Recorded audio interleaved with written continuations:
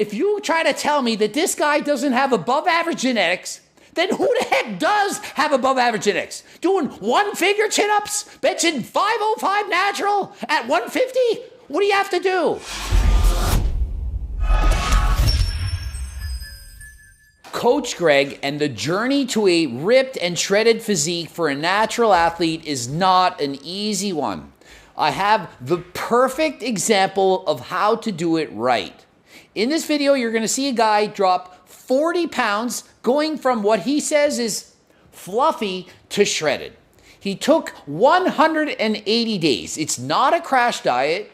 He does it slow and steady, and that is the best way to lose fat while retaining the muscle you have at the same time. No PEDs are used, and so it gives a very good description of what it would be like for you as a natural athlete on how much weight you're going to have to lose, how long it takes, and what you can expect. He begins his cut at 185 pounds after a bulk. He bulked up in order to bench press 400 plus pounds. Great goal to have, and he has been training for a long time and has above average genetics. As you can see, he has abs. He's not fat, he's not out of shape, he's in respectable condition. However, what % body fat do you think he has? Have a look. He has abs, so does he have single-digit body fat? No, in actuality, he has over 25% body fat, somewhere between 25 and 30%. You're thinking there's no way he has over 25% body fat. And this is why I tell people, you don't need to have single-digit body fat. If you're 15% body fat, trust me, you are lean. You look good. But it's his goal to get shredded, not for a bodybuilding competition, just to see if he can do it. He's willing to put in the work, diet down in a calorie deficit, and get down to a shredded physique. So how much weight would you expect this guy has to lose to get shredded? He has abs, looks pretty good. So what do you think his weight would have to be shredded? 175? 165? 155? 145? There's no way he would have to lose 40 pounds to be shredded, right? He has abs to start with. Yet he has to lose 40 pounds to get shredded. That's why when people write me and say, I want to have single-digit body fat, and they guess, I probably need to lose 20 pounds. It's almost always twice as much as you think. Just look at this guy. He looks amazing and is 185 pounds, yet to get shredded, he diets down to 145. And that's another point I want to make. People think you need to be 200 pounds to look good. You do not need to weigh 200 pounds to have a muscular physique. Trust me, at 5 feet 5 inches tall, 145 pounds is freaking jacked.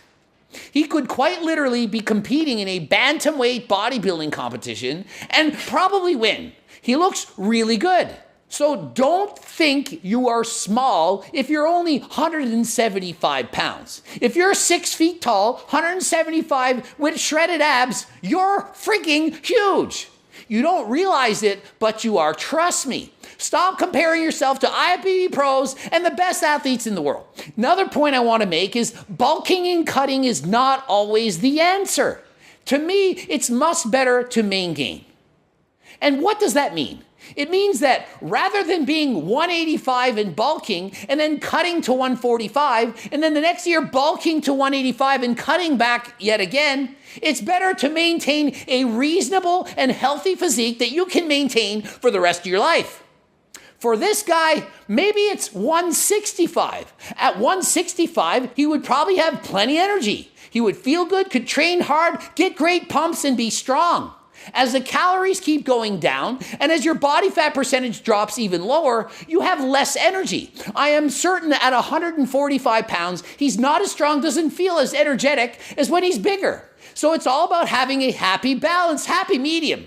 So when I say to main gain, I wouldn't tell somebody to get as shredded as he is at 145 and then maintain that and try to build muscle from there. It's all about balance. He's somewhere between 25 and 30% body fat, and as he diets down, he's far below 10%. Below 10% for most people is not healthy or desirable or attainable. It's just too difficult. Probably around 15% is where you can maintain a healthy lifestyle and still make gains and feel good. So Alpha Destiny, he's just taking on this challenge, but it doesn't mean you should. Of course you can, but my advice is to be somewhere in the middle. Somewhere between the extreme of 185 and 145 is where he could maintain that weight for the rest of his life.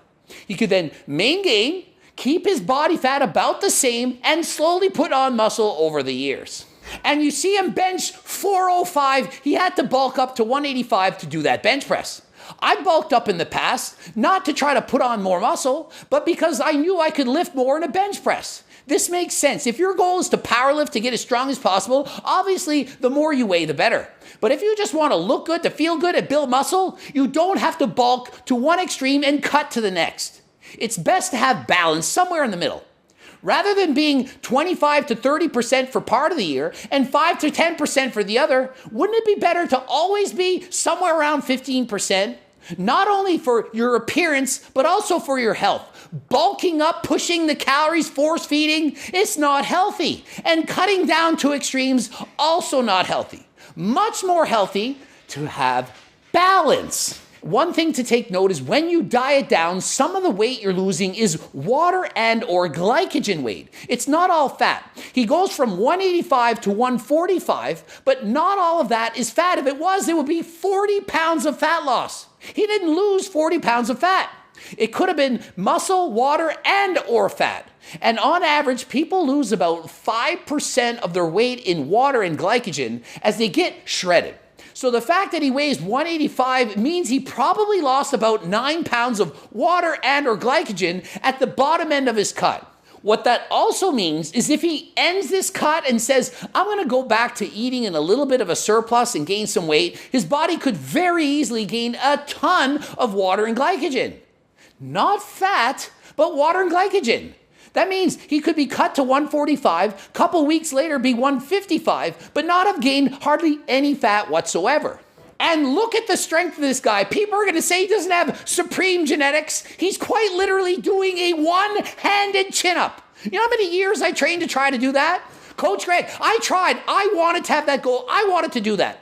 And I trained for it. And I'm a pretty strong guy. Could never do it. So the fact that he can do a one-hand chin-up, does that not show and prove to you his genetics are superior? Oh, he has shitty genetics because he's only 145 shredded.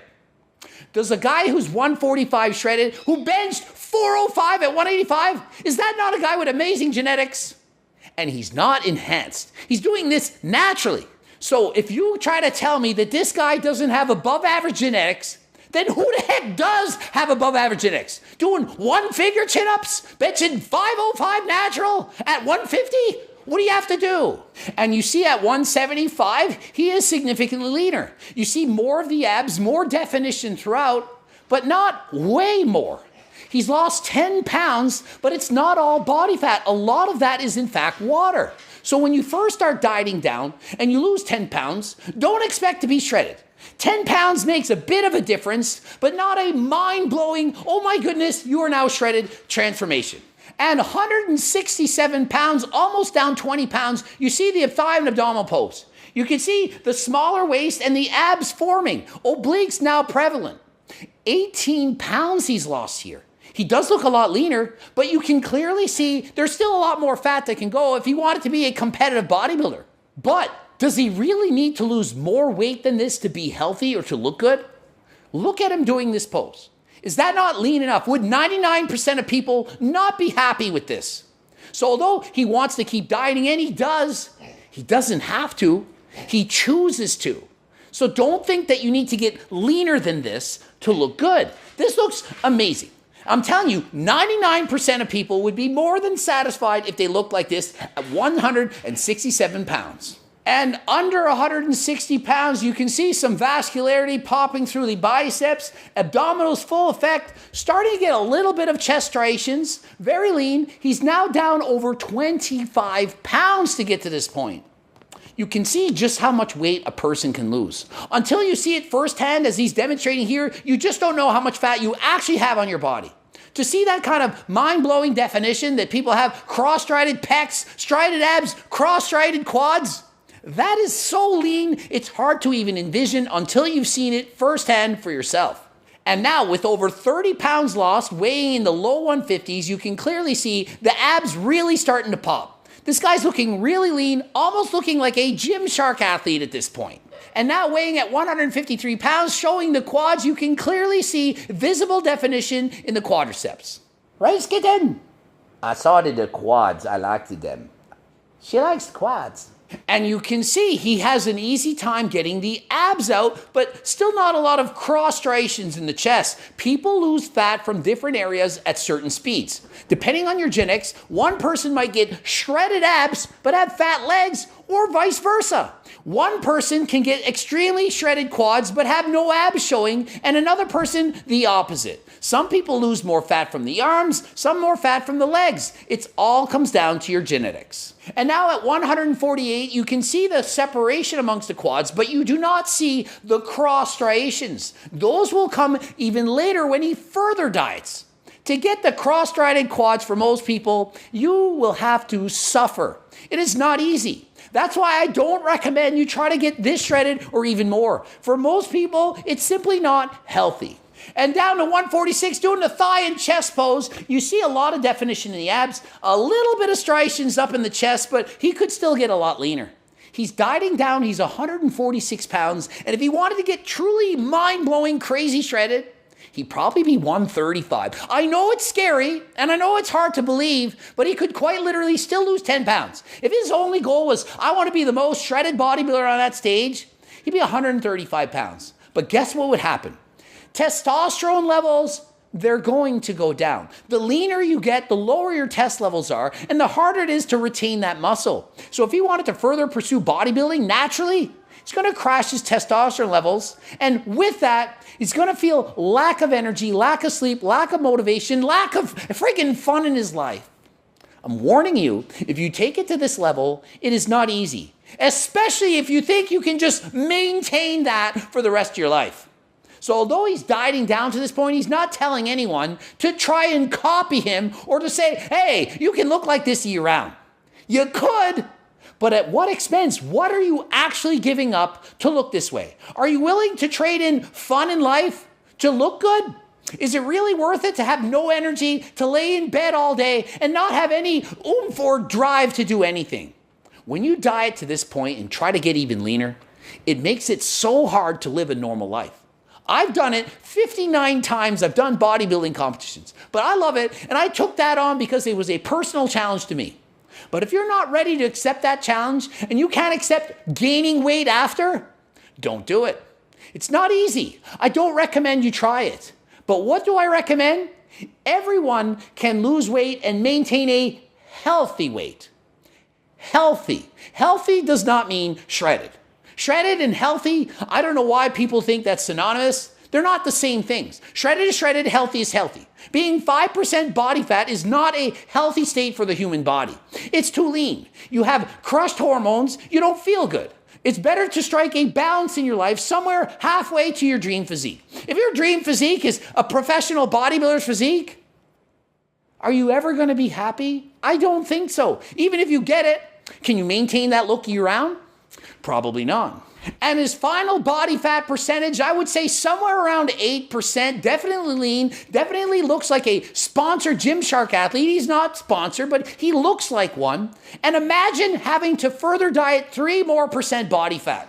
Imagine. He's dieted for 180 days, have to drop 3% more, probably 6 more weeks of dieting. If I was coaching this guy and he said, I want to win the bodybuilding show, I want to be the leanest guy on stage, I'd say, okay, 6 more weeks of dieting from here. Does that look like something you want to take on? Does it look easy?